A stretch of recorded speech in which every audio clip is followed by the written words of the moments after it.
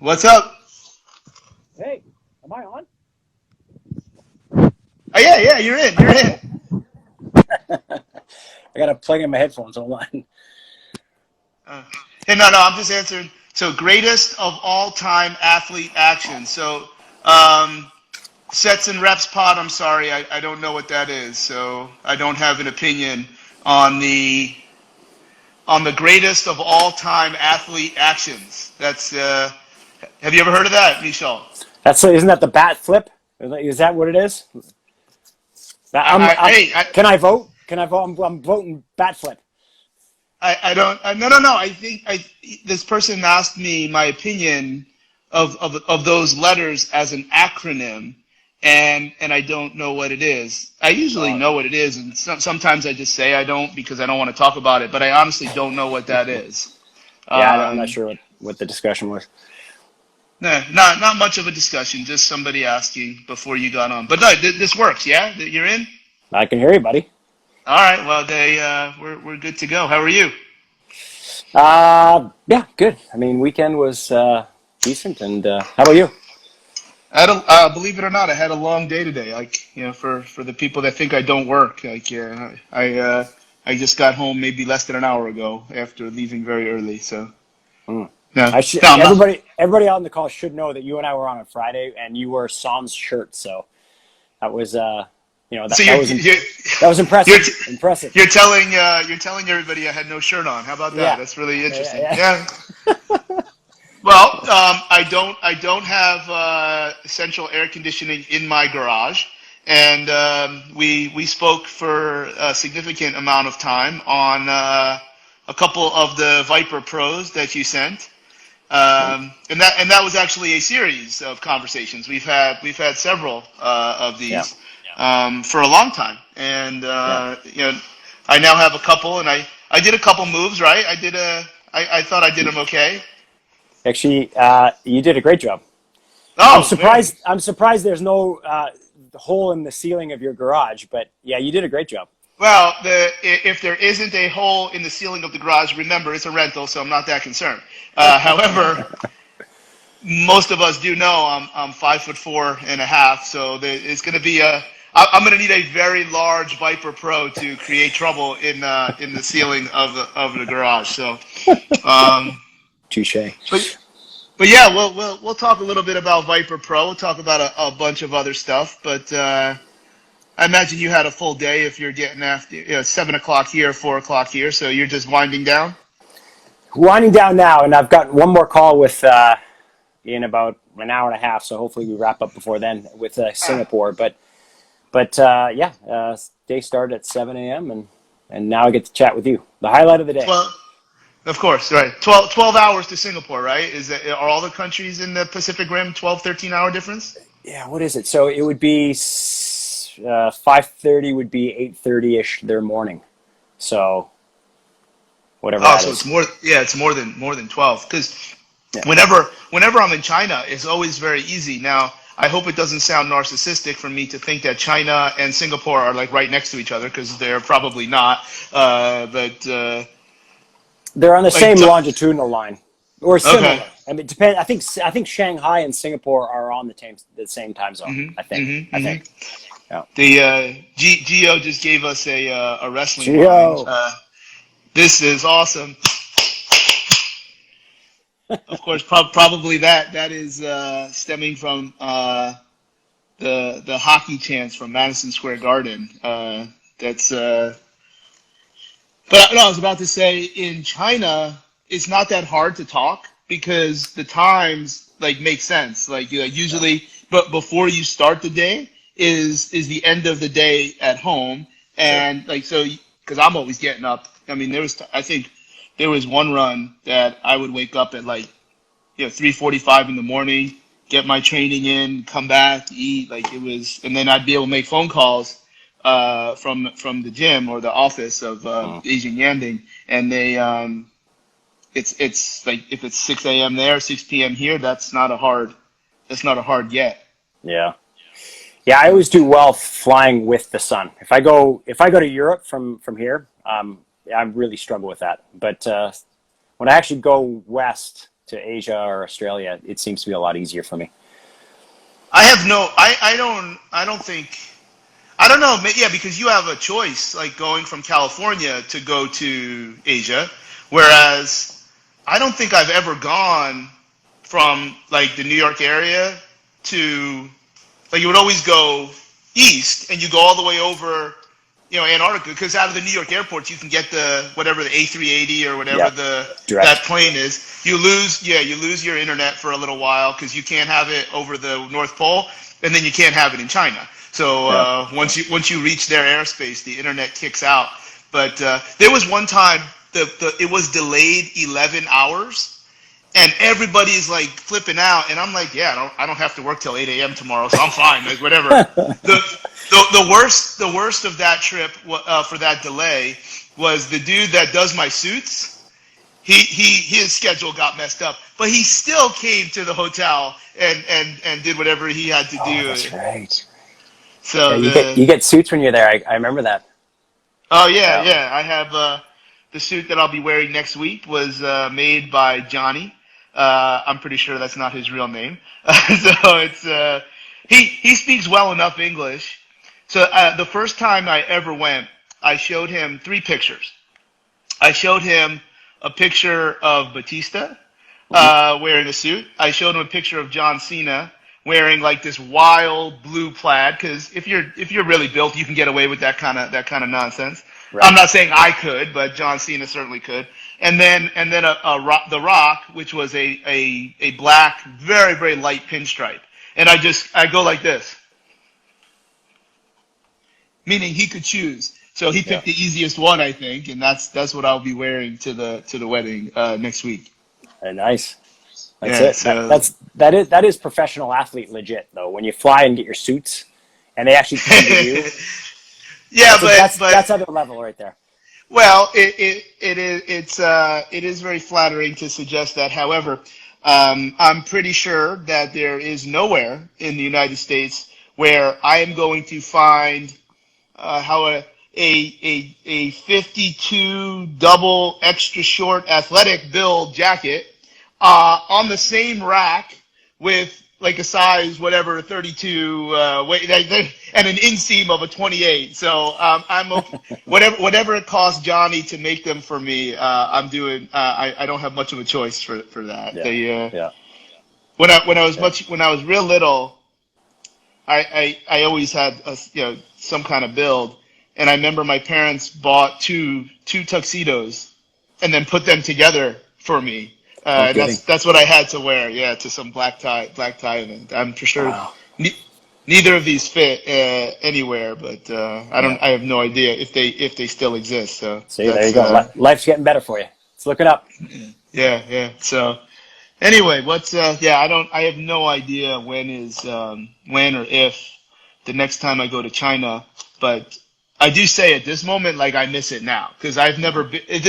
For this amount of time has been the first time in many years, probably 7 years, that I haven't been there at least once or Right. twice a year. Yeah. So they do you work with the same folks that I'm talking about, or you have different folks in China that you deal with?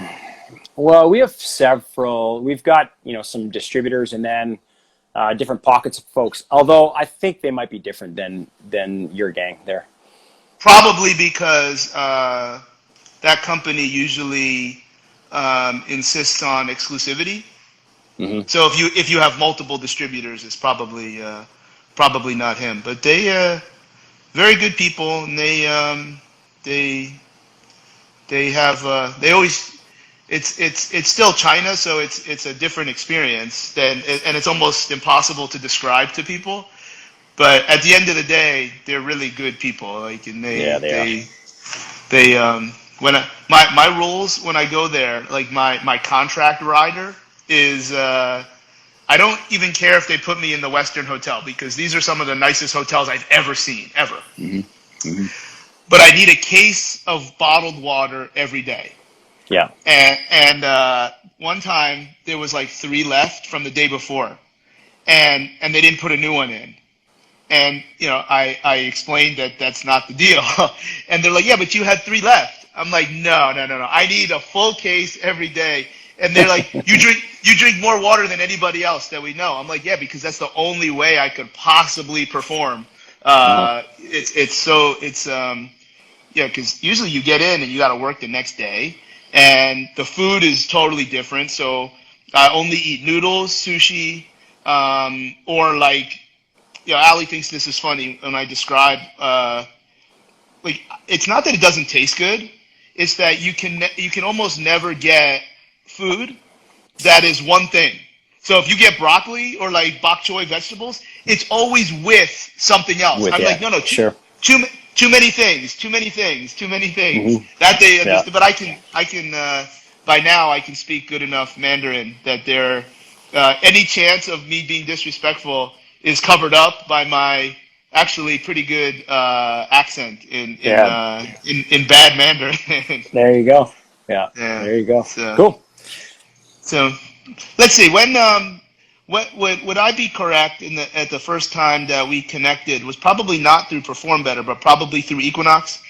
That is probably right. Probably. Is that for? Was it the first time when Mike Fitch came and we were evaluating his program? Maybe, maybe. Was it Um, was that the first I, time?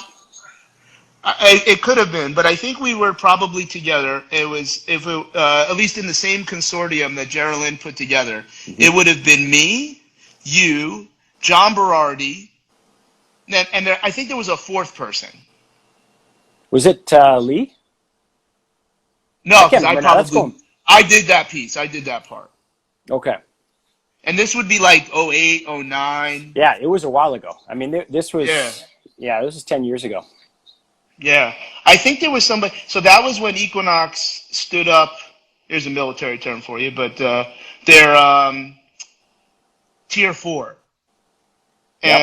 and they had to go through all of the seminars that Geraldine asked us to put together. Hmm. Who else would have been? It wasn't just 3, was there?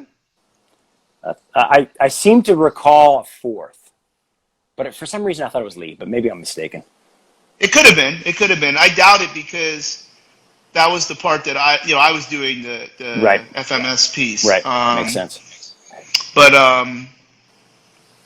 So that would have yeah, been early that days, and yeah, that's when you and I really started to, kind of cross. get, yeah. And Yeah, what I always yeah. appreciated about you, Charlie, I remember this distinctly, is the candor, the directness, but also, obviously your level of passion and knowledge. But I always remember that the candor and directness, like you shot right from the hip, and I always appreciate that. That's what I love about New Yorkers. They just tell you exactly where they stand. And I think if the discourse is substantive but direct, I think that gets people somewhere, right? Because they are able to connect on a level that is just honest, and it's very direct. And if there's a respect and there's a substantive narrative there in exchange, that's usually when there's magic in terms of an information exchange. So I always appreciated that. And I just remember this distinctly. That was one of the first What things did that I struck say? me What about did I it. say? What did I say? Well, and I wouldn't even say, your opinions were very clear, right? Your thought, your perspective was very clear. And so I remember us vetting, several courses for Equinox back then. And, I think what you wanted to do is just arrive at clarity and arrive at simplicity, but a level of thought and a level of a perspective that I think wasn't ideological. That's what I really appreciated. It wasn't ideological. It was really about, we're dealing with human beings here. Yes, fitness, I always say fitness and fashion are trend based, right? Because they seem to follow, Yeah, yeah. what's in vogue at the moment, right?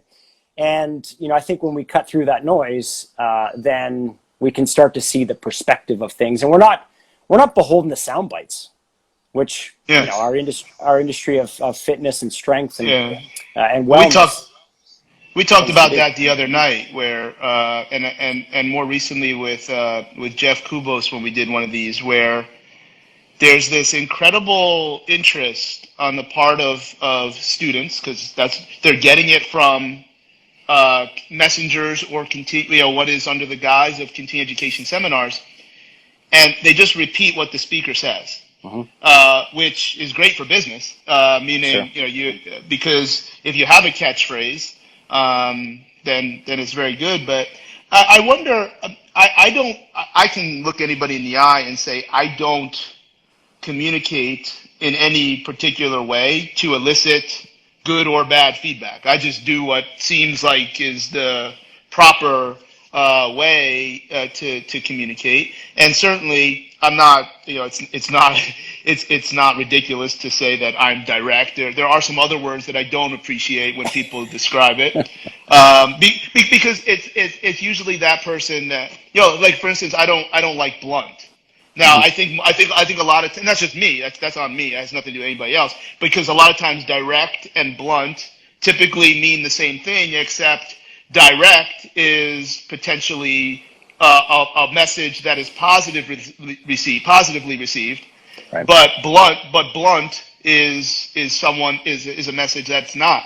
One that I didn't. I remember having it out with the MARSOC command surgeon. I don't remember his name, but I know he's a captain. So to be a captain in the Navy is like a colonel. Like so, he's Hmm. basically one below admiral.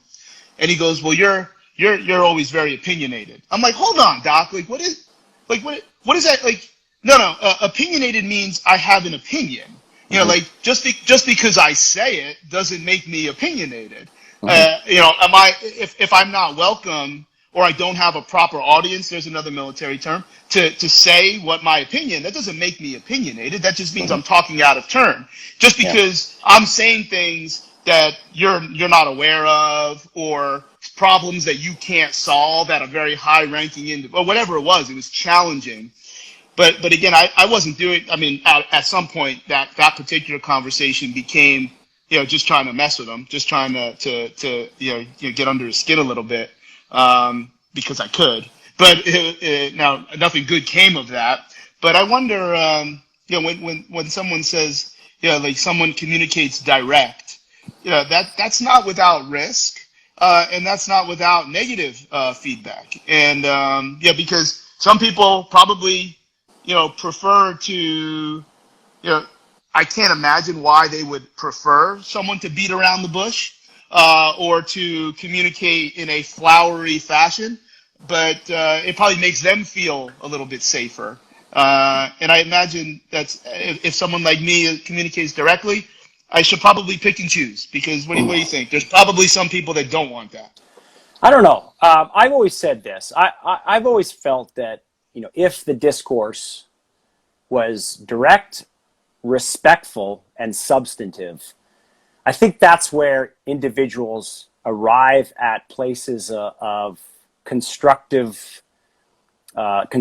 So, if you're looking at the industry of fitness, wellness, and even S&C, although less so in S&C actually, in my experience, there tends to be a little bit more of a leaning in type of attitude where there might be some, directness to the conversation, but there is a respect overall in terms of how you've kind of earned your keep.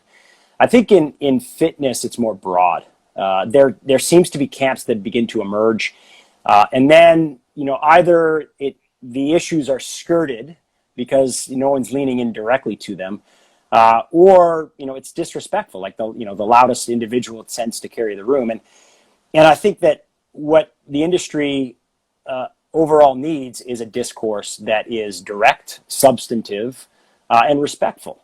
And I think that there's a lot of room to that. And so when we look at these markers of health and human performance as a company, that's what we look at. We look at, can we actually lean into these conversations, knowing that the body is complex and it crafts itself by these complex designs, and there tends to be a lot of different ways in which the body can reach a solution, right? Whether that's a movement solution, whether that's a health solution, whether that's a mediator solution in terms of chemical mediators, energy system solution.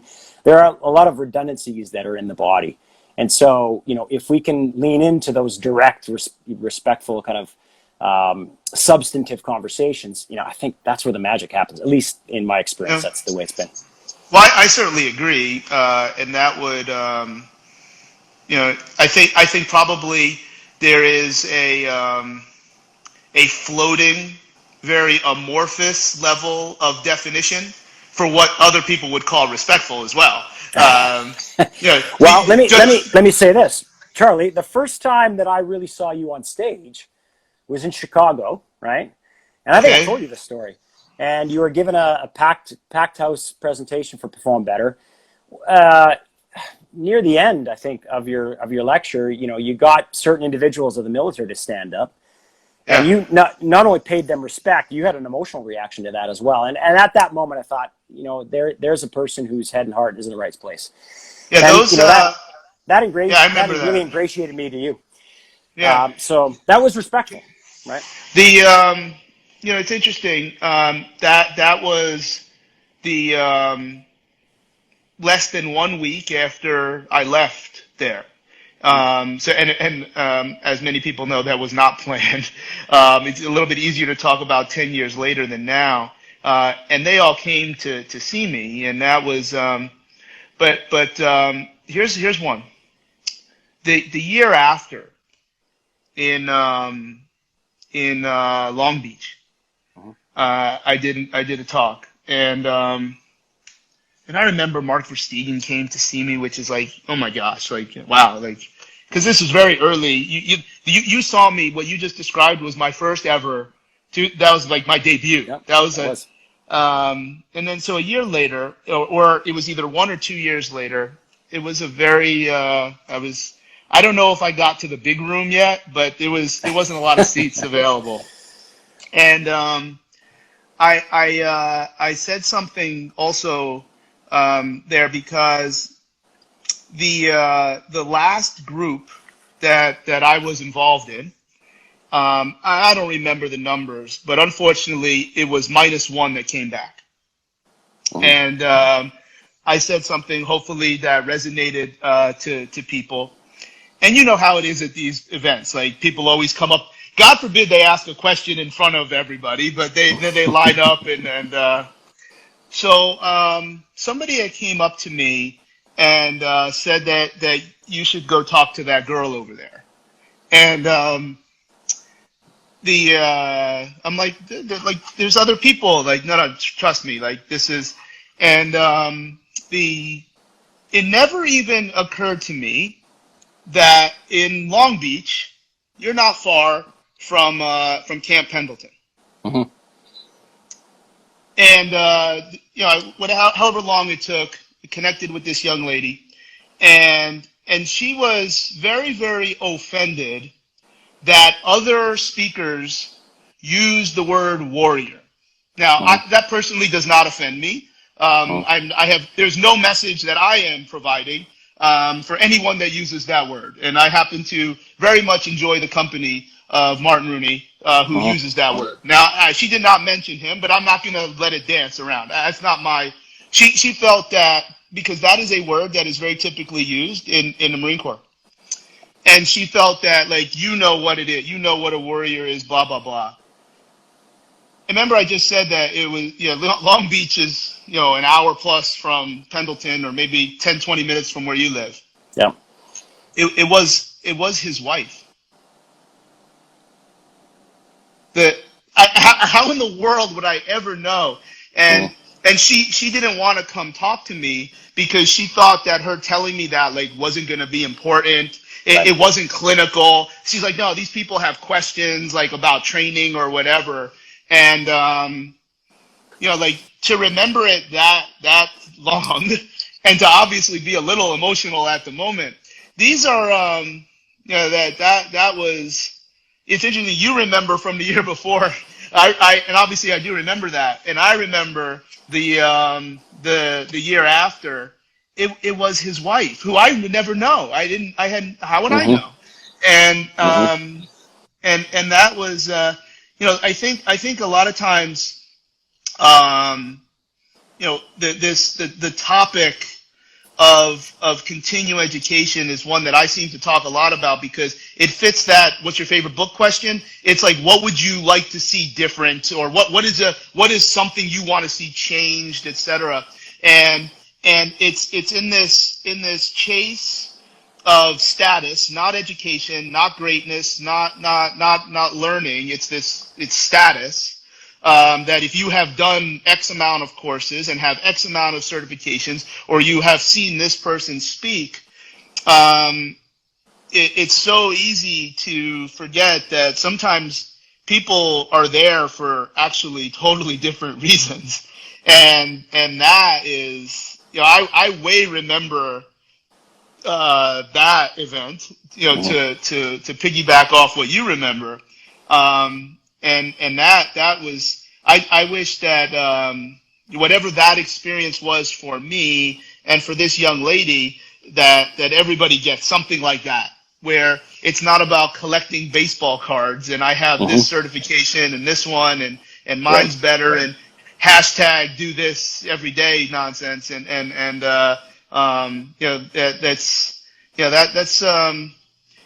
because what getting back to directness, the Equinox, which is just a completely different organism now than it was then, is I always did what I did, and I was always treated very well from the administrative levels. I was the only one that did 3 days. Those are the best, like the most memorable, courses, because that's where I got to try shit. Like I basically, talk about like doing your job, like you're not afraid to get fired. Like I just would do whatever, and I remember, because there, I don't know that even that top level of trainer there, they were always coached to be direct. They I don't know that was always their culture, that that somebody could like just actually get up there, say the truth, and everything would be fine. Because if they were to say the truth, particularly involving a client, sometimes all hell would break loose, because then that client would go around the corner and tell somebody, and it would be all crazy. And I was able to, to this day, the first couple groups, whether, it was that very first year, there was one in New York, and that's where I filmed the first DVD. There was one in Palo Alto, and there's one in LA, and I communicate with people still from those 3 courses. Yeah, and sure. then the couple years after, still, that it's and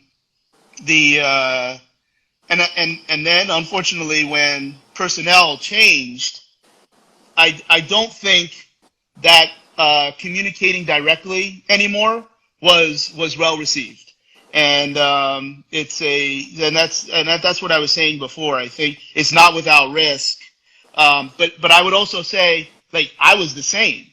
Like, I didn't do anything differently. Yeah. I didn't communicate differently, but because leadership changed, they did not appreciate directness. You had to pretty much lie or just say nice things. I'm like, well, we don't get better if we don't identify things that need to be improved.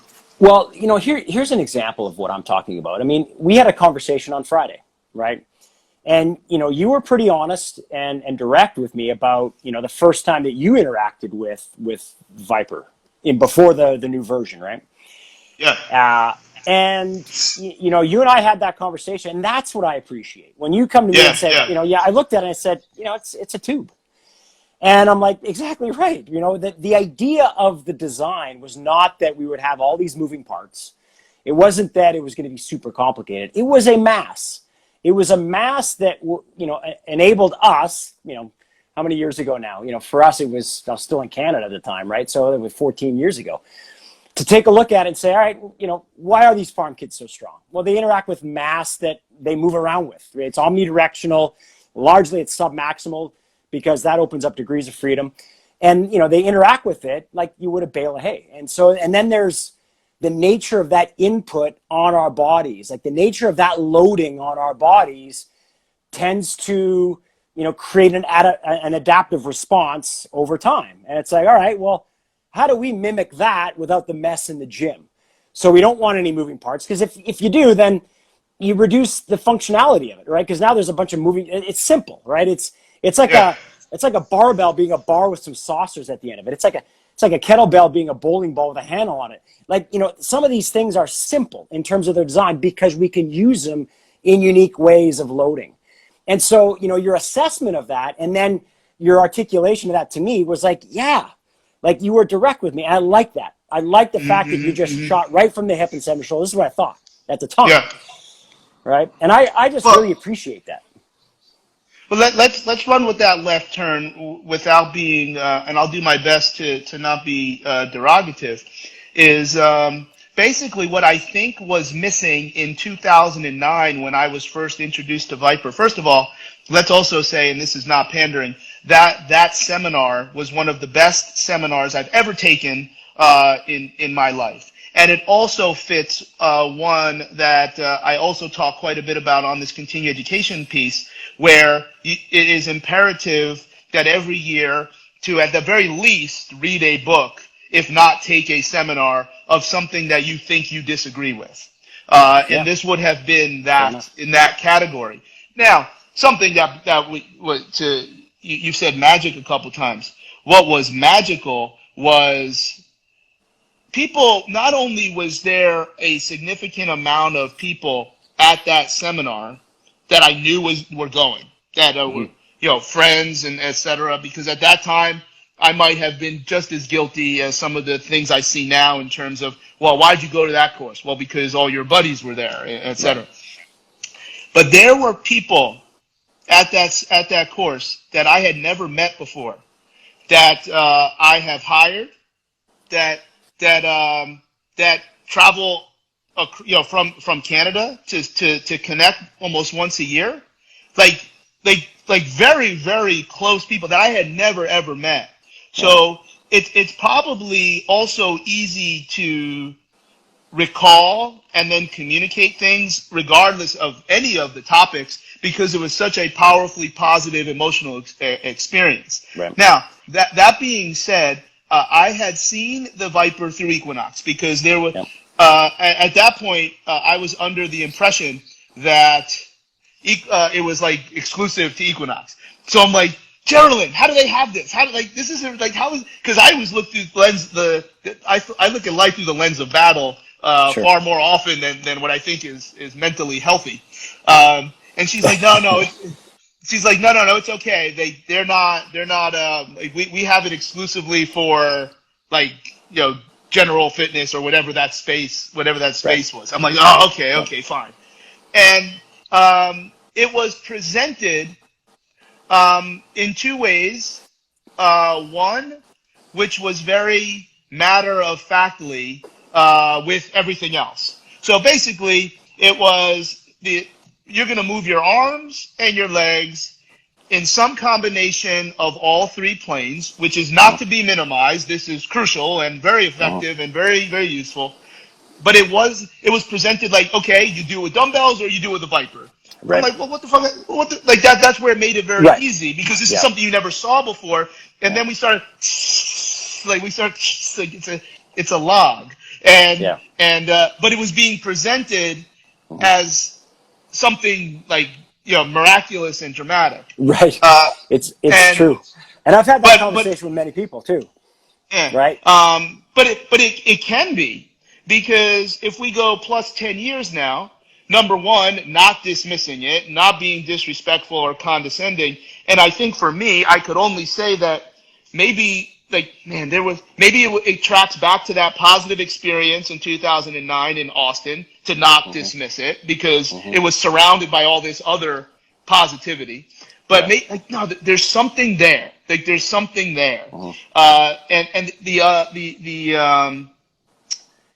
other way that it was presented with a far more than necessary terminology that I would call exclusive, meaning you're just basically making up words, which I don't know is the worst thing in the world, but I don't think you need to make up words when there's already words that exist. Right. And that's why I choose my description of exclusive very carefully, because the root of exclusive is to exclude, and you are excluding individuals that don't know your definition. Yeah. But and to use those words And then combining with this grandiose, I'm like, oh man, like just like, and it, instead of using words like that are undeniable, even if you don't know the words and you do have to look them up. So there is a level of exclusivity of those. But these are words that exist in science. Yeah. These are words that exist in books and dictionaries and there is, it doesn't mean that that definition has to be right, but it Right. does mean that it's accepted. And just because, you know, like it you want to use some other definition, you're kind of making it difficult because people didn't reject this other one. You just, 100%. you know, Yeah. yeah, and that made 100%. it, yeah, that Yeah. made it very. It's like, well, yeah, you could do it with a med ball, yeah, you could do it with dumbbells, and because of the execution of all of the model, it did not appear to be consistent with what we know about science today. Now that doesn't mean, you know, maybe it was then, but when you do not use load that demands a level of slowness, it doesn't mean the movement is slow, but if the load is not equated to enough time under tension, all of those farm boy adaptations, which all have a list of big fancy words, like collagen, elastin, and reticulin, and directional collagenous tubules, et cetera, is probably not like to get in and get out. Just to say you move that way, well, then you should practice that. That's a great way to get hurt if you start to use loads that exceed those big words that we just used. But if you can, and this is what we talked about Friday night, if you can get into that position and do it like controlled enough, your body adapts in that direction. And I think that's the big money here. Yeah. So just to give some context to the listeners, you know, I think there. So if we go back to the early inception of the tool, it was really looking at anecdotal evidence coupled with science that we knew at the time. Right. So the anecdotal evidence was, you know, why are these farm kids so darn strong when you wrestle them? Right. That was kind of the question in the hockey. Right. Because these rural kids were really tough in battling situations. And so, you know, our first foray into that was, you know, can we introduce that style of loading and that style of training to professional hockey players at the top? They were the ones that gave us confidence to take it into the marketplace because they were the ones that said, you know, we feel positionally strong. We feel, you know, more physiologically ready when we've kind of introduced, not eliminated the past because they still did what they did in the past, but they were able to sprinkle in some of these, you know, these omnidirectional movements into their training and felt as though they owned a larger capacity for movement. So fine. So then, you know, we kind of cut our teeth in the back trenches of training doing that. And then when we took it to market, it kind of took a life of its own and went in a direction that really wasn't where we wanted to go initially. But it did what it did, and that's where you were introduced to it for the first time. And you know that experience was what it was. As of late, right, what we did is we said we're going to have basically 5 lanes that we're going to focus on, right? That's research, and you know that's first responders, and that's athletics, and everything else. And so what we then did is we said, you know, what are the physiological mechanisms that will adapt to these types of perturbations, like these two types of inputs? And you and I talked about it last time. So, you know, in our preparation, in our performance, yeah, the in and out is, you know, the elastic recoil of the system. But to do that with load presents a potential risk of injury that you said, you know, just right now. And so in order to prepare our systems to not only survive, but thrive in those capacities, it's what you and I did, you know, pre-position a load, hold it there. Now there's time under tension, which is neural and muscular, but there's also a recognition of motor control if we couple, you know, what we were doing with the breathing patterns and everything else, because now we're combining range of motion, stability, and end position strength together. And if we're doing that, there is now compliance of the tissue, there's recognition of motor inputs, and there's a positional strength and capacity that we're building at the same time. So that is the prerequisite to the in and out stuff that, are more forced production, more on and off of the nervous system, and let's be honest, more recoil of the tendinous structures of the body. And so, it's all part of a process, but that process is trying to make an individual unbreakable if their environment is a three-dimensional environment, which it is, for a lot of athletes and a lot of first responders, et cetera. Yeah. I love the word omnidirectional. Number one, it's not made up, but it is a level of uniqueness, because it suggests, like, if we say omnidirectional, you can combine any plane you want now versus, triplanar, transverse plane. Like, I was having a conversation earlier today. I don't call it the transverse plane. I say twisting, because if I line up 100 people that I'm training or rehabilitating, more is going to know what twist means than moves in the transverse plane. It's just that's a great example of an exclusive word. But so if we say omnidirectional, so is it possible someone doesn't know what omni means? Maybe, but this means moving. And now I think if we look at that model, which, as we've said, is fun for one, is clearly effective. It affords opportunities to thread the line, like thread the needle, toe the line between like what you actually do in your activity with developing relevant capacities.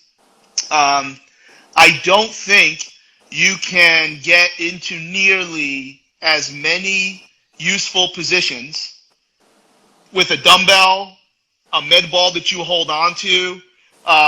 The closest is actually a body bar. Yeah. But I still don't think that power block. No, power block really no different than a dumbbell. But I think, when we look at like, what it's just a log. When you actually start to really appreciate what we're trying to accomplish and not just dance around. I think it's very fair to say, and this is not about selling this, because the concepts can apply to all those techniques, including body weight. And for me, as I told you, for my upper body, I am the essence of stiff. You can put me into a position that is significant, that looks like, wow, he's really flexible, but you couldn't pay me $1 million to get there. So I actually need the cage to get into those different positions. My lower body, different story. The Viper Pro actually does something different than those other things. And that's the so if we now go back 10 years, now you can appreciate that, yes, this does do something different. The actual physical piece is, if you've seen them both, this is a noticeably improved prototype. Let's just say that. That's just what it is. It's easier to hold. It just makes more sense. It looks right. But to run this model, and you look at a Viper Pro and you look at power blocks, if you are a master, of which I am not, in this approach to training, you can accomplish a lot more with the Viper Pro, in my opinion, than with the power blocks. And that's not to say the power blocks are bad. They're very good. And that's the thing. Yeah, and like when Simon Bennett and myself, like years back, we're really trying to kind of look at this as something that was going to be useful. We weren't thinking, can we invent something today? That was never a thought that entered our brains ever. It was really a solution that could add a context to training that was actually useful. It wasn't just, let's fill it with a different tool or an alternative tool. The idea of this is not to use it as a binary choice between, I'm going to grab a dumbbell or this. No, they're both awesome, but they have unique advantages. And, one of the things that we feel that has been useful through the past number of years with the geometry that you're talking about of the original Viper or the new Viper Pro is really the girth of it, the kind of the shape of it, the length of it, which allows our bodies to interact with a mass that, may not necessarily be symmetrical. It may not necessarily be on the midline the entire time. And it certainly may not be kind of concentric or closing a joint angle as we produce a force. It may be going long under load. It may be asymmetrically loaded. It may be task driven, based on, a certain length of reach and a certain interaction with the mass that lends itself nicely on land. And even, we're doing a lot of stuff in the water right now, which is catching a lot of traction, especially at the higher levels of sport, because, they want to stress the individual metabolically, but, at the later phases of a season or, just to add cumulative stress load to an individual without a lot of allostatic load, we can use different environments in authentic ways. And for us, it's like great because it's a rubber-based product that, throw it in water, it's great. And so what we do is we say, all right, can we play fair with all these other great tools that are in the training space, but acknowledge where they have impact because of their design and function and where this product has impact because it's design and function. And then, hey, we use them all, right? And that's, the best approach is consideration of all these good tools so that we can pick and choose and know why we're doing it for, whatever outcome we're looking for an individual. Yeah, I think by default, even if you perform power moves, meaning you're moving a submaximal load very as fast as possible, I thought when we were playing around with all this stuff, I got the sense that the angular velocities of the joints are actually still significantly lower than if you did other power moves or much less body weight sprinting. For instance, I've gotten into the habit in some of the, whether their rehab was not good, meaning you kind of have to, not good, incomplete, where they didn't do things that maybe I would have done a lot earlier, or they're right in the middle of post-surgical. As long as it's ideal with the protocol, and most of the time it is, I would always like to see them sprint dragging a sled before they sprint. So, like, if that's like a mini phase, a mini cycle where I want you to sprint 10 yards, but you will do it with a sled behind you, and it has to look good. You've got to meet your numbers, your work to rest, all of those things. And then you do that before you are qualified to do the exact same work without the sled. You would think that if you're taking the 15 pounds off the sled, it should be easier. No, because the sled creates this drag on angular velocities, but you are working just as hard. Sure. Maybe that's the difference of strength, speed, and speed strength, or even ballistic. If it's just body weight, I guess we should call that ballistic, depending which scale you use.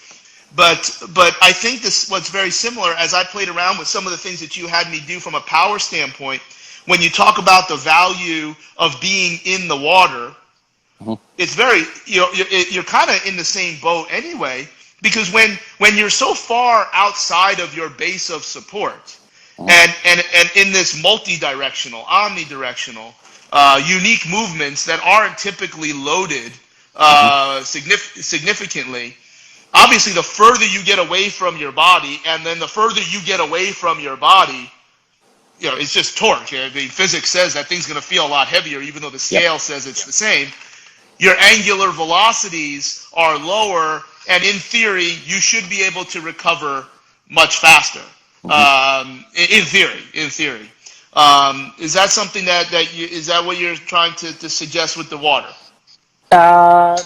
Yes and no. I mean, I think what water does is there are many things. What it does is obviously add a different environmental force profile for the individual. So instead of, a downward seeking force, to a large degree, it's replaced by an upward seeking force, buoyancy, right? So it unloads the joints. There is an omnidirectional drag, right? That is in the medium of water that there isn't in the medium of air. So there is that torque. There is those moments that exist with mass and momentum in the air. They don't really exist to the same degree in water. And so, but metabolically, you're fighting that medium all the way through. That drag is omnidirectional, right? So you can't carry momentum in the water. You can't initiate it and then, you have it turn off or have the system kind of just flow with that momentum.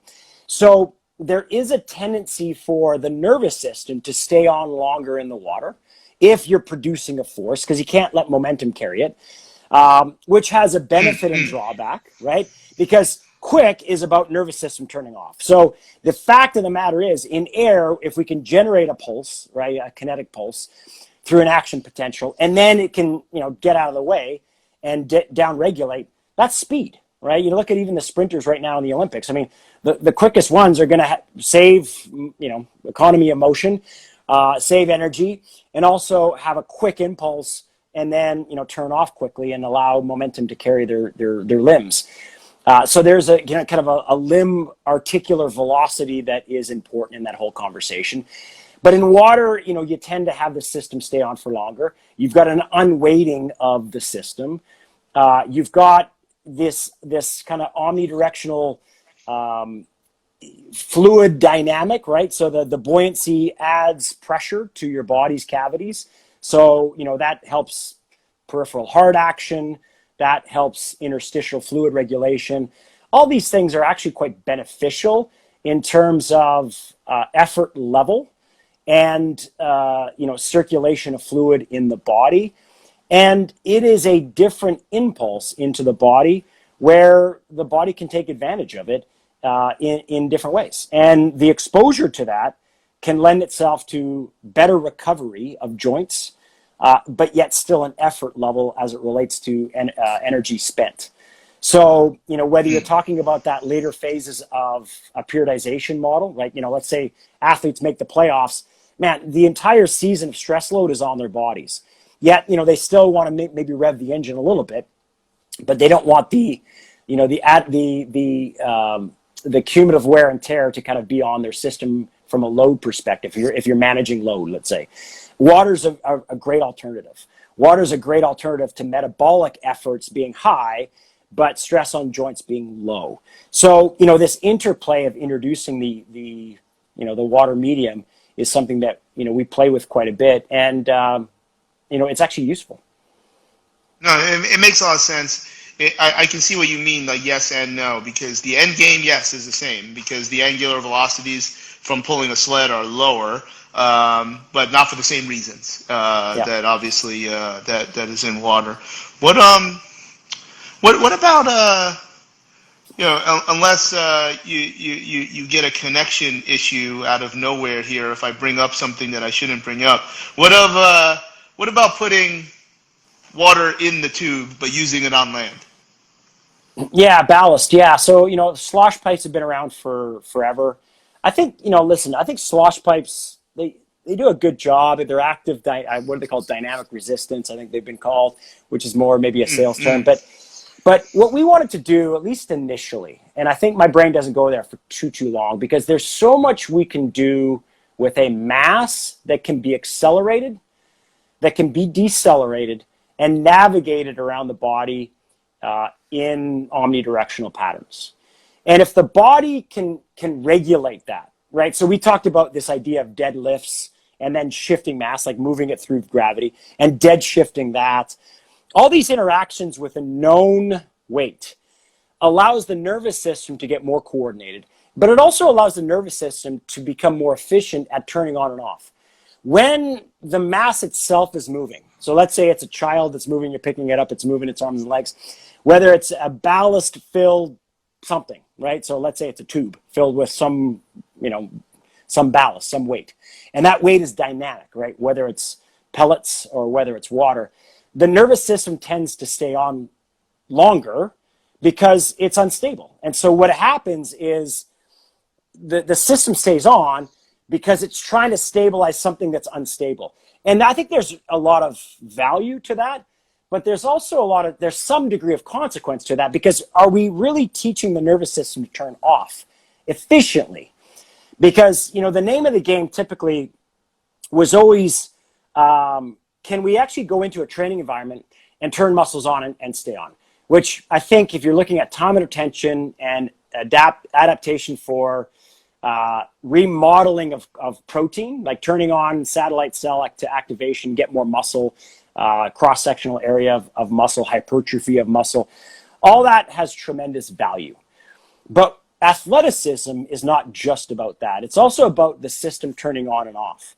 And the off piece is very interesting to us too, because the quicker a system can turn off, right? The quicker the nervous system can turn off and downregulate, the faster the athlete and the more coordinated the athlete is going to become. And so what we wanted to do is explore a weight that has, going back to our beginning conversation, has no moving parts, right? It's very simple in design. Kind of harkens back to the barbell, dumbbell, kettlebell idea. Very simple tools, no moving parts. They're masses that we interact with for specific adaptations. And all we're doing is introducing one that is kind of, farm strong. It's omnidirectional, it's sub-maximal load omnidirectional. Can we introduce that idea of impulse as well to introduce that farm strong mentality, odd position mentality into a large definition of strength, which we have a lot of respect for in its current form. And all we're doing is introducing a slightly add-on to that conversation around force production. Yeah, no, and that's the level of hopefully non-intimidating science that gets, because my honest opinion, which is part of why we're even doing this, is that there's something there that this can do that other options can't do. Just like I would clearly, there's absolutely no reason that if you had to pick a kettlebell and a dumbbell, I don't know why anybody would ever pick a dumbbell. You could get any weight you want, etc. I don't know. And look, if somebody we got people in here, you can put it into the comment. I don't know what movement you can do with a dumbbell that you can't do with a kettlebell. I could think of a lot of things that you can do with a kettlebell that you can't do with a dumbbell. So right. I think models, methods, techniques, equipment, it's when it does something that something else can't do, is when it's going to find a home. And Charlie, I appreciate you saying that, because I think the most authentic we can be is to go back to why the heck this thing was created in the first place. And that's why, we're not trying to replicate things. And it's actually quite funny because, and I don't blame people, when people first grab the Viper Original or the Viper Pro, and still, I mean, folks that are on this discussion right now, if you've ever seen someone approach the tool for the first time, you're going to see them grab it in the double handle, neutral position, neutral grip, and they're going to. No, they're going to do 2 bicep curls to the catch position, like you did. Yeah. And then they're going to do 2 overhead presses. Now, what makes me chuckle is it's always 2 reps, which is kind of odd to me. I don't know why.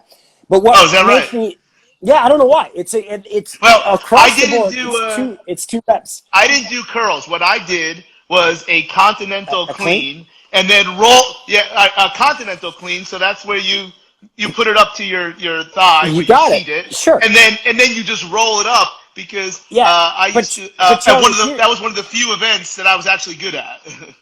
But here's why I don't blame people, whether they do a continental clean or a bicep and shoulder press, because here's the nature of behaviors.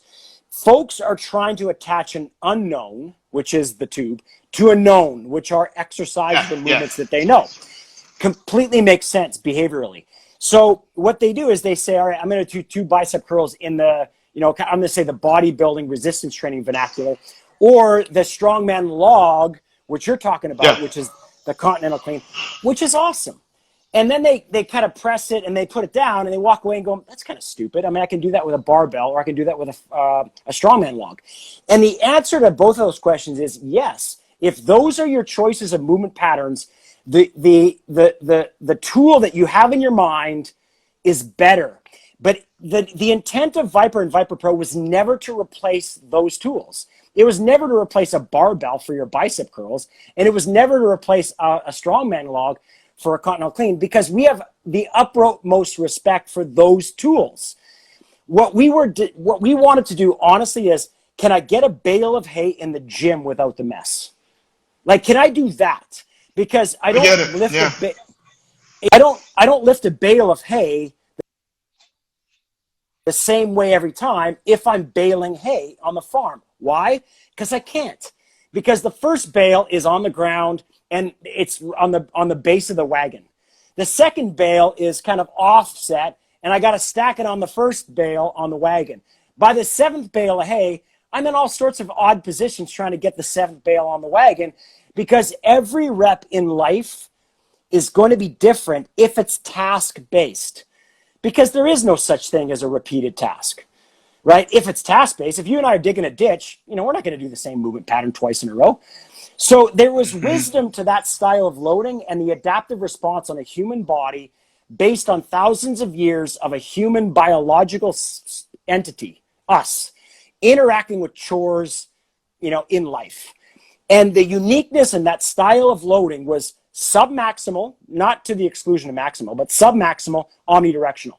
So there was a vast degree of exposure to biology for thousands of years based on those parameters. And the idea is that we don't throw out, maximal lifts that are linear. Those are awesome. We do them all the time. But there ought to also be room in that conversation of strength development for submaximal omnidirectional load in combination with all those other things, if what we want is a outcome of force production that is consistent with the Verkhoshansky and Sif definitions of strength, which is more than just one. Like, there's more than one way to produce force. You can do it sustainably over and over again without fatigue. You can do it in odd positions. You can do it maximally. You can do it relative to your body weight. You can do it explosively. These are all, clearly defined definitions of strength within the S&C community, and for good reason. And what we want to do is introduce the idea of odd position strength, the idea of strength endurance, and the idea of starting strength in a three-dimensional environment, right, in an omnidirectional environment, so that we can start to say, all right, how can we produce force? If it's overcoming a body's resting inertia, and that body's an external mass, i.e. a weight, great, let's lift it and shift it by overcoming its resting inertia. That bulletproofs the body and makes it more unbreakable. And, so that's kind of where we've approached things from the very beginning. And, your first exposure to the tool, the original Viper, was not any of this narrative.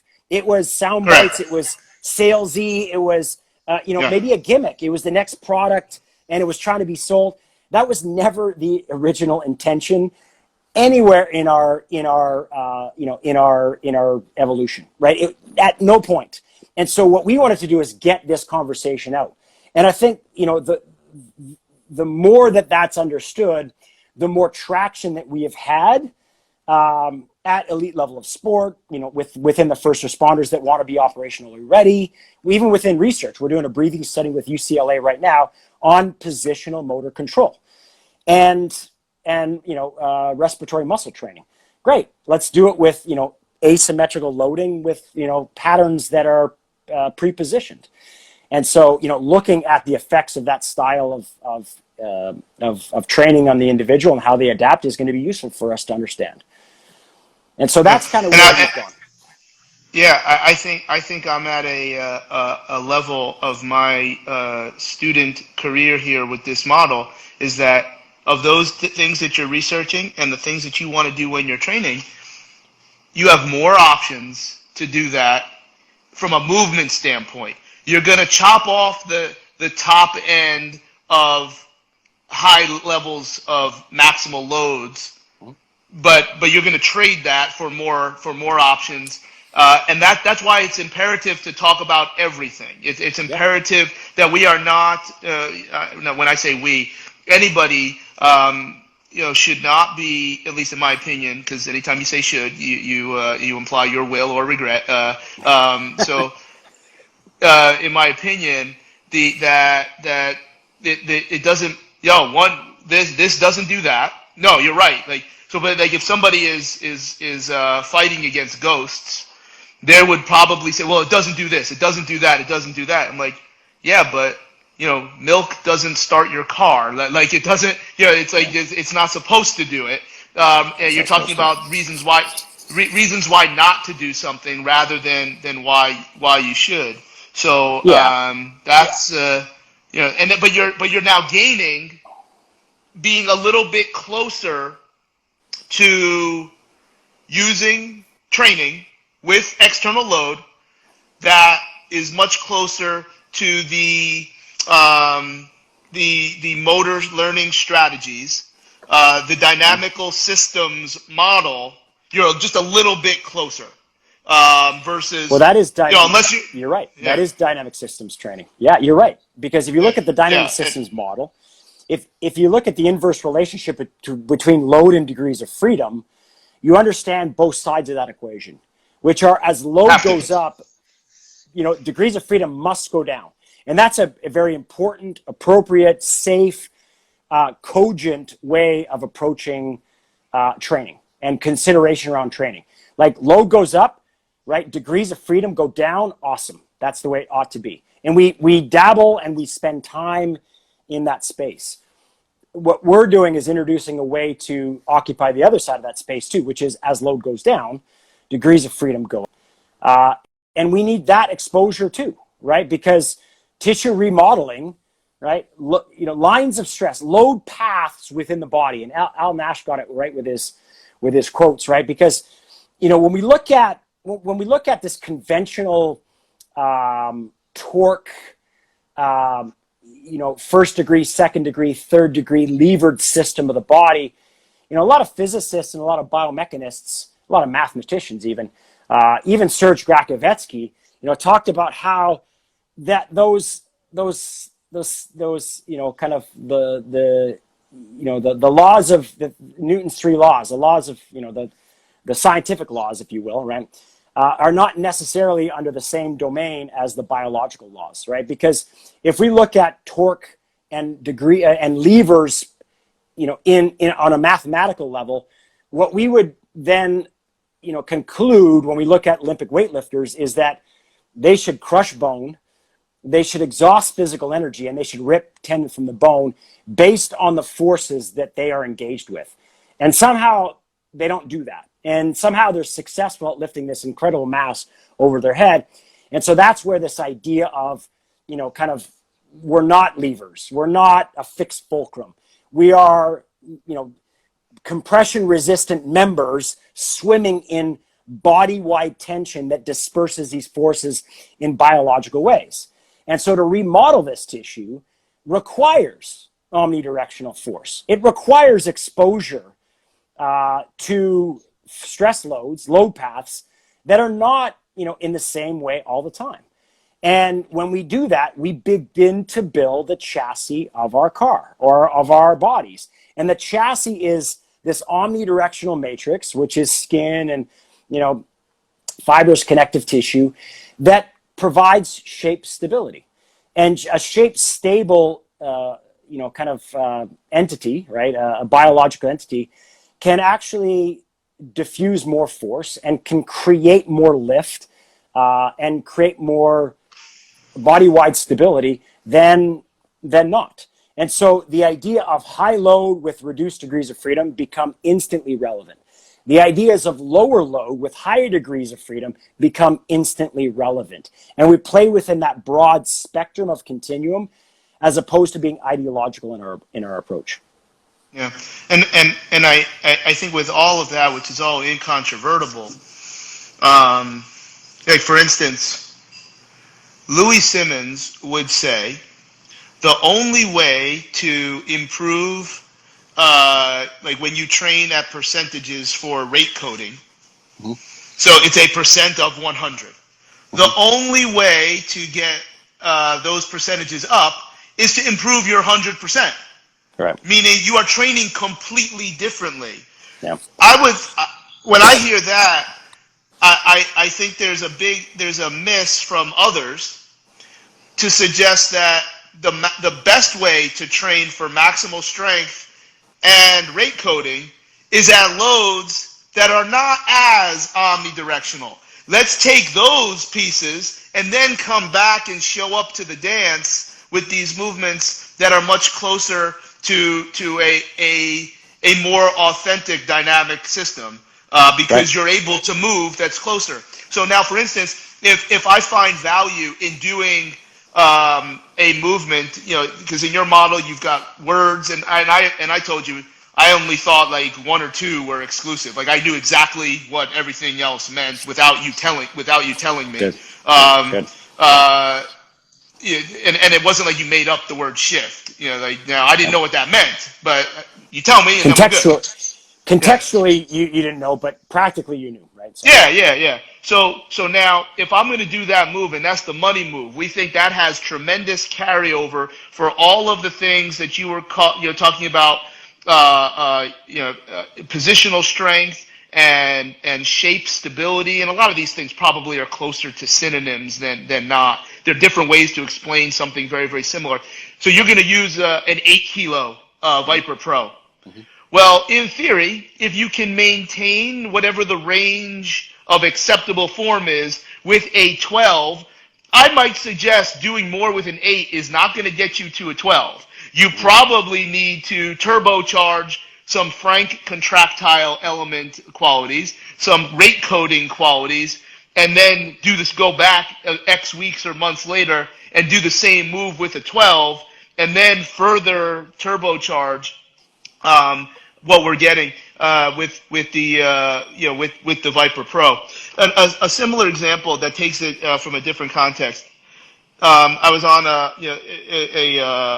a multiple people were on this call and everybody got their chance to talk. There is literature that shows that Olympic lifting below parallel categorically shows increased thickness of the ACL.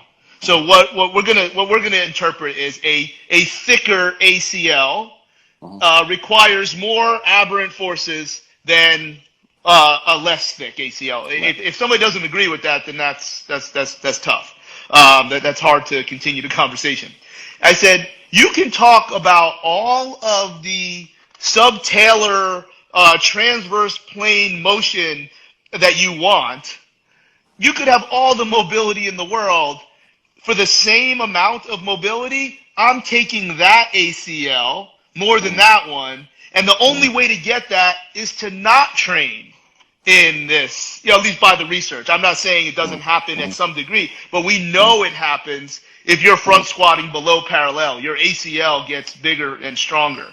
So, because the topic was ACL prevention, which in my opinion is really just good training, but to get it to these specific places, of course, brilliant mobility through the ankle, hip, thoracic spine is mandatory, depending on your context of movement. Because if you just walk, you don't really have to require as much. I don't know anybody that ever tore their ACL walking, but if you take this, we like to call them baby giraffes. It's a 13 to 16-year-old female that has all this mobility in the world, and they're just very, very weak.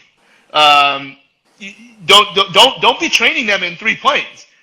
Put something very heavy in their hands, and let's get them to change levels and lunge and press over their head to create whether it's frank strength or some of this positional strength. And that's I think similar. You need them both. Yeah, you do. And that's the idea of a continuum-based thinking approach to it's dynamics. It's like you said before, it's dynamic systems theory, right? So if we're thinking about mobility in absence of stability and end position strength, that lacks motor control. So we would say is do loaded mobility drills. And if you want to introduce them to omnidirectional patterns, go for it. Because what you're going to do is concurrently produce range of motion, control of that range of motion through stability, and strength through that range of motion through right to your end range, whatever that end range means for you, right? So loaded mobility is, what we talk about, one of the things we talk about as it relates to, the product and, some of the programming. It's not just about mobility passively. It's not just about mobility even with your body weight. It's load mobility. Because as you load it, you're going to facilitate, recruitment patterns of nerve and muscle. You're going to create an architecture that is robust in the connective tissue system, right? Whatever ligament and tendon and aponeurosis you're looking at. And you're going to provide that strength and that motor control all the way to your end range. And that creates an unbreakable system, or as unbreakable as we want to get it. And so it's not exclusive. You can do other things, right? Certainly, if we're going back to linear and we're saying, all right, load goes up, degrees of freedom go down, hallelujah, because, even, Henneman's size principle, is really relevant. As load goes up, you got more stress to the system. You're accessing more type 2 fibers. Fantastic. All of that is commensurate with, in my opinion, proper considerations of training that create an unbreakable system. And, and so it's not exclusive of one versus the other. It's the interplay between high loads, low degree of freedom, and lower loads, higher degrees of freedom. Because that's dynamic systems, right? Yeah, because in other words, it's never just one thing. It can never ever be. And you can get better from whatever your measurement is. You can improve that measure by doing something not completely different, but in a late, like if I do this, I get this, which gets me what I really want. And sometimes if you're already really good at over here, doing more of it doesn't make you better. A lot of times it actually makes you a little bit worse. Not a lot worse, a little bit worse. Yeah. And systems biology and dynamic systems theory would say that, there are a lot of different components to this idea of movement, right? There's pressure in cavities, there's different structures, even skin is Mother Nature's weightlifting suit to some degree. And as we get older, we lose the constitution and the quality of that tissue. It loses collagen, elastin, and reticulin. And listen, as it gets flabbier, it's not the only thing that contributes to stability, but it's one thing that does contribute to stability. So, it's self-evident that an older individual is going to have less shape stability, and their gait patterns are going to shrink for many reasons they're losing type 2 muscle, motor control. One of them is also the skin, right? They're losing this bag of stability. And it's not in binary terms. It's not that's the only thing that is significant, but, it's not that it's insignificant either. It's part of, a systems approach to how the body gets things done. And, as soon as we can understand that continuum, in my opinion, then we can start to flavor our training so that, it starts to echo itself across that continuum, because it's exposure, right? It's exposure. And as soon as we start to understand the exposure pieces, if it's too much dosage, it's too much. That's the poison, right? The dosage is the poison. But if it's a logical approach, as you were talking about before, to let's create shape stability, then, let's play with speed and velocity. If it's that kind of approach, then, we're really creating an unbreakable human being by preparing them and exposing them to an environment of life, which comes at us omnidirectionally. Yeah. And there's a lot of things there that may sound familiar to others. They may sound familiar to other models. And number one, no one made them up. Like the science made them up. That's important. And we can see that these messages are not one of exclusivity. And when they're not presented that way, and other models are welcomed, including using other pieces of equipment or even movement thought processes that are more tailored to different qualities. That's a more philosophical perspective that isn't about like adaptations, specific adaptations to impose demands, etc., but more about how to learn. Like, so if you're going to choose, anybody listening, to choose a messenger, well, two people say the same. Well, let's throw out, well, I heard it from so and so first, so they're more right. That's ridiculous. Because just because that's a killer. Like, it's wherever you're. Oh my God! I'm really, really good at explaining to other people I'm right. I am not very good at explaining to other people why they're wrong. Because if somebody got to them first, there's models that obviously I champion that, because I've been in it for a long time, I could talk for an hour never say the name of the commercial model, and not use any of the significant words. And people be like, yeah, that's obvious. Oh, really? Well, I just gave you FMS level 1, and, but because they were exposed in different words and with a different perspective, they can't. They still won't. Because you know me, I would say, yeah, but you're still not going to do it. Like you just agreed to me that was absolutely flawless thought process, but you're still not going to do it. So that's number one. Whoever heard it first, but like you see, like we're not talking that much at this point about Viper Pro, and we're just talking about like find something that does this and just run it, and then do something else. And then if they're gonna complement each other in a very, very positive way. And I think there's a lot of substitutions for a lot of things, even outside physical training. And that would be a very useful way of looking at systems in general. So I think that's what I'm hearing. I think that's very important. Yeah, and that's the way we have a tendency to think about is in terms of systems, right? What is that continuum, and what are the systems that underscore that continuum? To us, that those are relevant and actionable things that are not ideological and not dogmatic. And when we start to approach things that way, it often sends us in the right directions. Yeah, I like to say, and maybe I haven't made as much money as I could have in my career, because I don't have a thing that I sell. I just try to sell winning.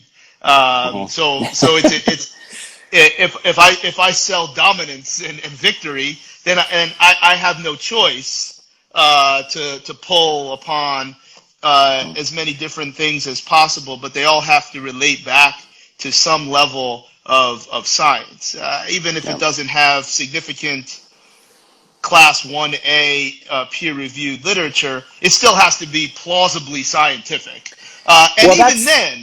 Even then, I'll still listen. Like if you tell me, because if I don't listen, that means I'm calling you a liar, and that happens a lot too much too. That there's things that I do that I would literally say that the absolute most plausible explanation is an alien, a higher life form came to this earth and gave us the frequencies for frequency-specific microcurrent. There's no explanation as to why those numbers are why they are. However, it is clearly evidence-based that there are significant mitochondrial changes when you pick the right numbers. And that's the best I got. So, I'm not spending the rent money. After that, I don't see any reason why we shouldn't be using it, even though I can't explain in any way why those numbers are what they are. This is all way higher levels of plausible science. And that's something I think people should also look for. Yeah, and that's our background. As exercise physiologists, that's what we're looking for. We're not, and I'll be honest. Viper, the original one, the product, was based on anecdotal evidence. The idea of if a farm kid wrestled a city kid, where's your money, right? And 9 times out of 10, our answers were the same. So that's anecdotal evidence. There's no scientific regard other than just observation. From there was evidence-led, right? Which is not causation, maybe some correlation, but correlation is not, it's not scientifically, rigorous, right? So that's our entry point, and I'm very open about that. So it was anecdotal, then it was evidence-led. Now we're looking at, more evidence-based, which is, can we see causation and what are they?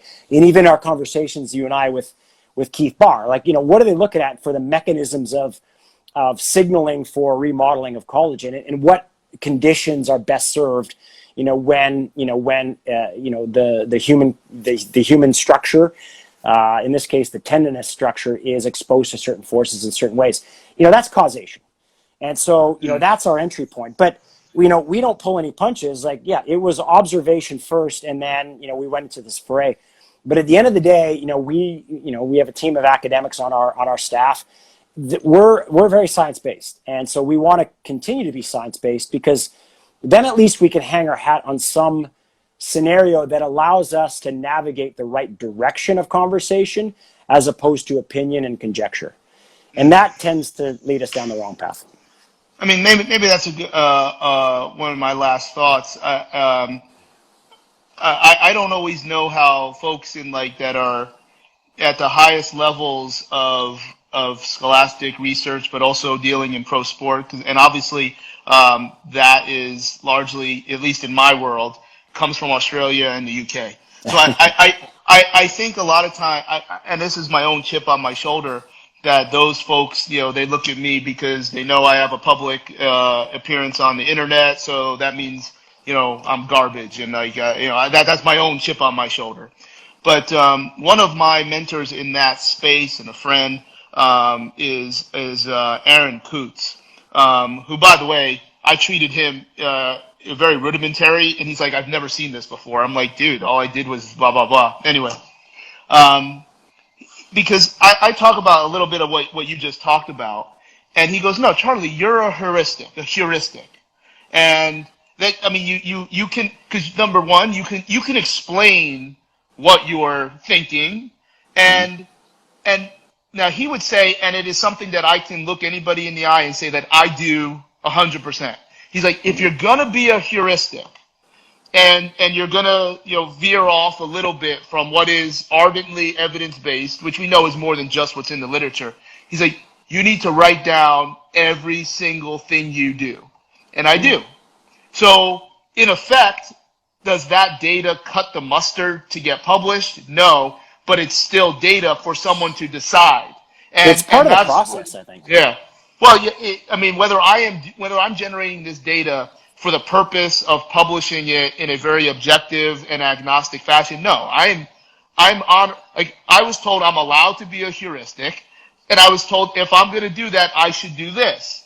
Makes sense, because I don't want the PhD crowd in these that appear to be limited in other phases because it's not evidence based.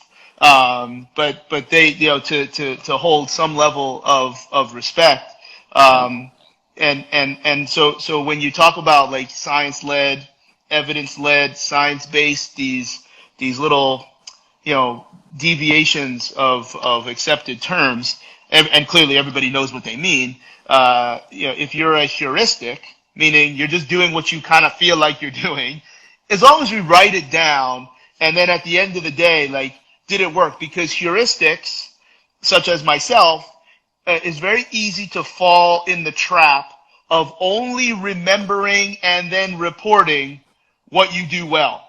Like, Right. you only remember when it worked. And I don't, and like, not only do I publicly talk about failures, which unfortunately are more in the social space, and that's okay, because like, I need you to see, like, everything that I do is based on my mistakes. So I'll tell you my mistakes. I don't think people do that, so I feel like that separates me from others as a Well, that goes messenger. back to my direct. Like, there's value to you being direct in the most positive.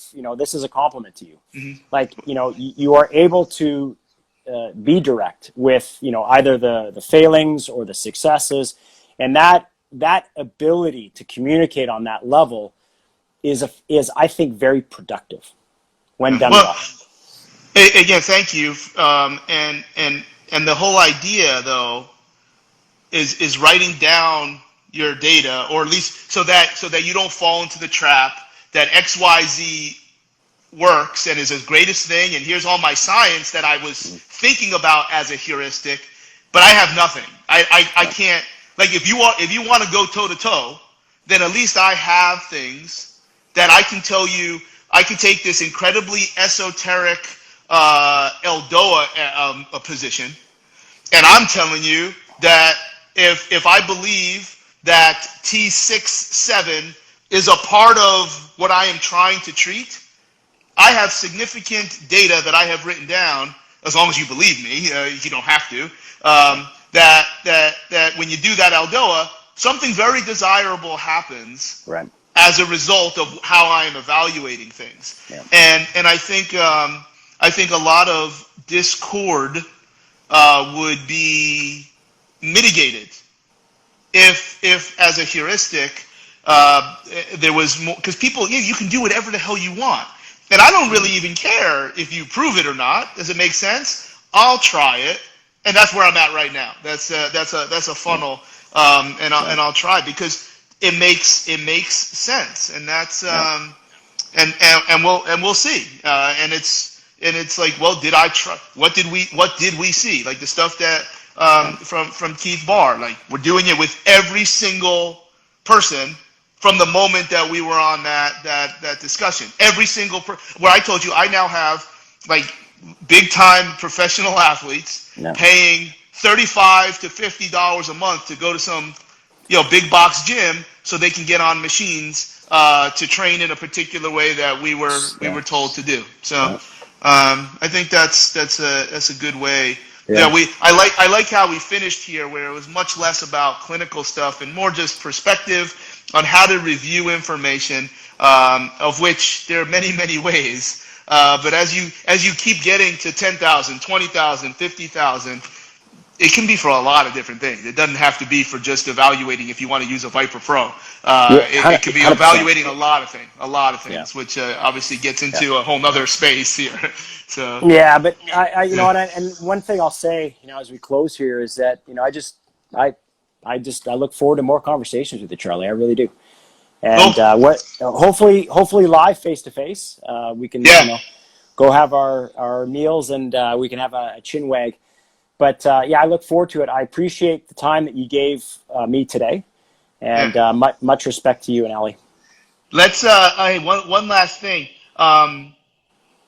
So it's not serving either of us, but I do think there is because that as an organization they have supported the both of us. The professional football strength and conditioning coaches.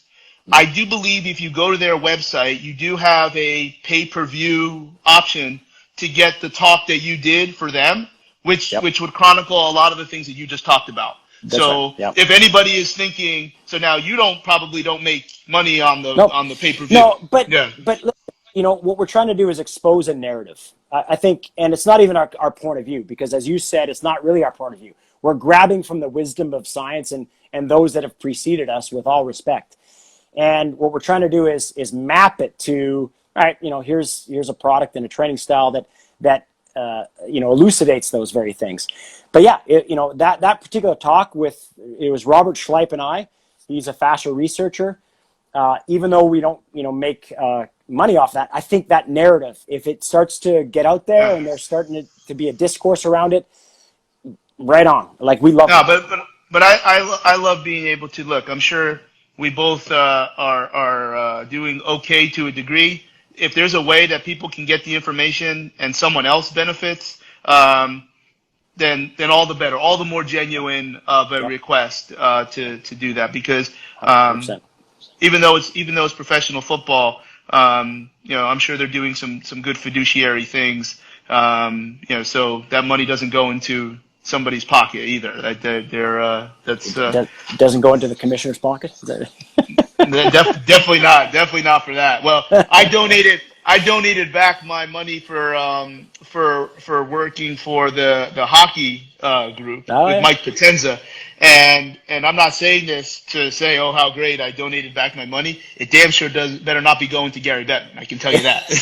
I think Gary Bettman needs more money. Well, it ain't not from me. So, all right, man.